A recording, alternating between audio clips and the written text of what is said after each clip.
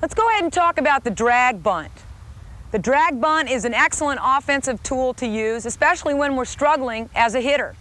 You know, many times when you get into a slump and it just seems like you can't hit anything. I always recommend go ahead and try and drag bunt because it encourages you to be patient, to focus on seeing the ball, and being disciplined to make sure that you're attempting to drag bunt strikes. You get back into a good drag bunt, I'm sure your swing will start to come around as well. But when you're drag bunting, remember that you always want to try and drag bunt on the foul lines or close to them. We always encourage bunt it foul or bunt it on the foul line. That way, it's a more difficult play for the defensive players to get you out at first base. Now, the important thing to remember about the drag bunt is you're trying to catch the defense off guard, trying to catch them when they're back on their heels. So the drag bunt isn't like a sacrifice where you're squaring around as early as you want. The drag bunt's more like a squeeze in that you want to wait until the last moment possible to bring that barrel down through the strike zone to put the ball down on the ground. You want to look for situations where you can drag bunt. Do you have a slow third baseman? Do you have a first baseman that's playing deep? Are you always getting pitches on the outside of the plate? Your momentum would go that way. You could go ahead and try and bunt an outside pitch. These are a few things you want to take into consideration when you're going to drag bunt. Now remember, the important thing is you got to make sure that they're a strike.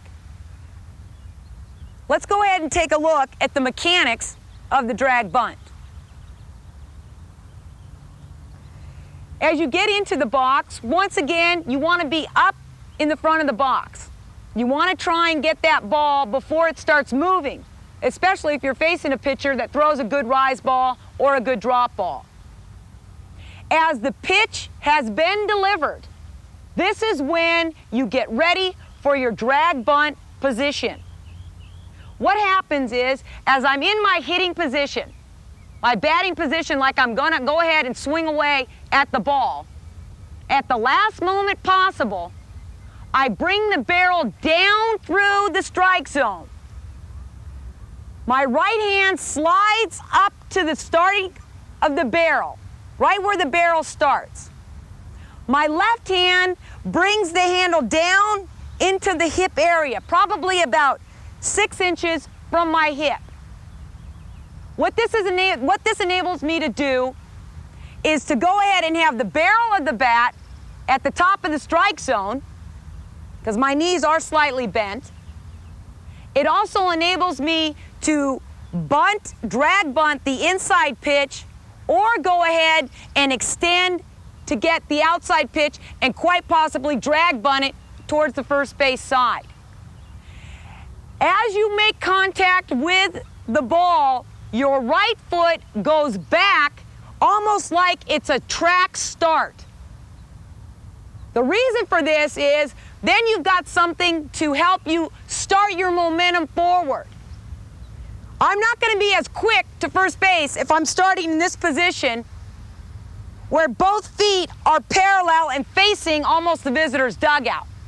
But if I start in a track start, I'm able to get quickly out of the box very fast.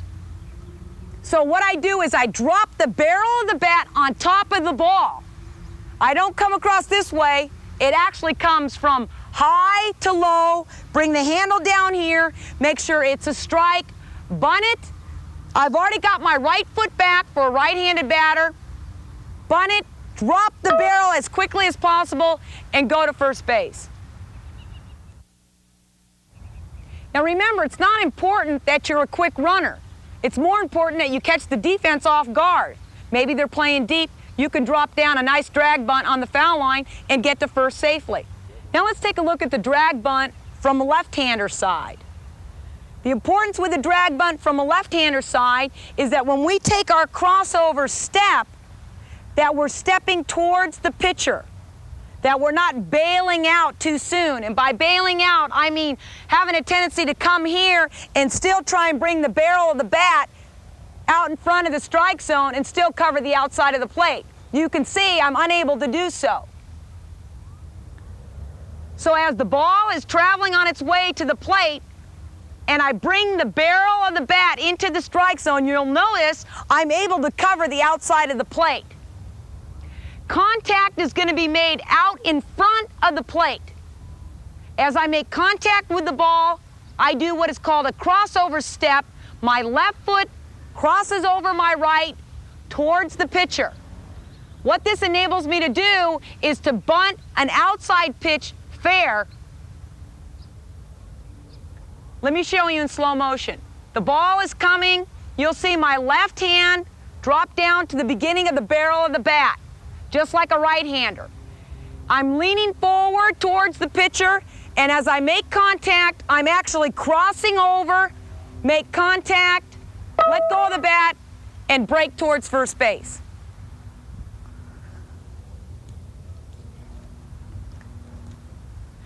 As you get really proficient at this and you have great bat control, you're able to go ahead and bunt left-handed, drag bunt left-handed with one hand.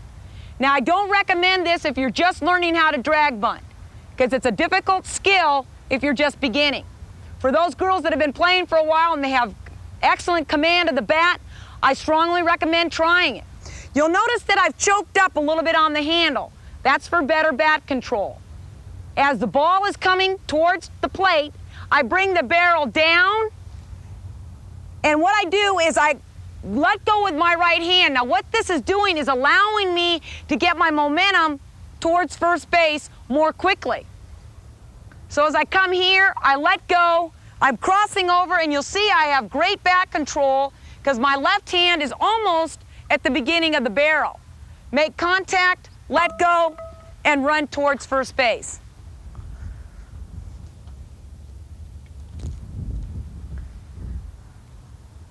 Let's go ahead and take a look at the drag bunt from the right-handed side and the drag bunt from the left-handed side, both the two-handed drag bunt and the one-handed.